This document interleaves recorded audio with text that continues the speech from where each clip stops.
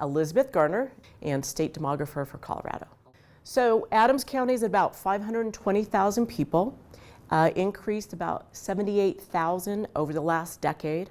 That was the fourth largest growth numbers within the state. 17th though in percentage change, so that we have some other counties grow faster. Some of the interesting characteristics with Adams is that it, one, has the largest number in terms of Hispanic population in the state, and had the largest growth in the Hispanic population in the state. Second largest growth was in the 2 or more population. And another interesting piece this last decade, it became our first kind of Denver Metro Front Range county that became majority people of color.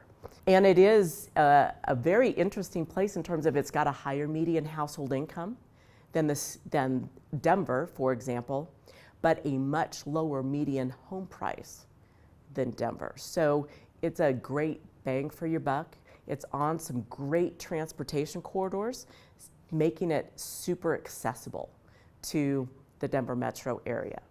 Although this last decade, almost every county produced fewer housing units than the previous decade. So that is one of the pieces that, is causing a constraint across the board, is that we didn't produce as many housing units this last decade.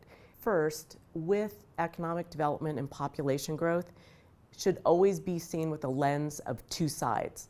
There are benefits and there's drawbacks. If you plan for it, the likelihood that you're going to have a lot more benefits is up there. It's when you have unplanned growth that things are a challenge and that you're stuck in a situation that you're not ready for. They are in our forecast out to 2050, one of the largest growing counties that we've got. Now granted, that's going to be up to local decisions within Adams County. Are they building housing, and do they have the water? Two of the biggest questions that have to be answered. We know what the national and state projections are in terms of population. We understand births and deaths. And so our idea in terms of where we're seeing that growth is pretty good. And so you can close your eyes and say, no, we're not going to do it. And then you see prices increase because the demand for housing is not, your supply is not keeping up with that demand. So I think that Adams County has been actually fairly progressive and fairly on top of understanding what their long run population and economic projections are. And I think they do want to see a continual balance between the two.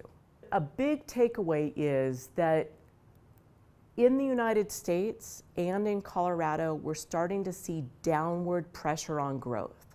So even though folks are very cognizant of growth right now, especially in terms of housing, some people may get panicked and want to put on growth constraints.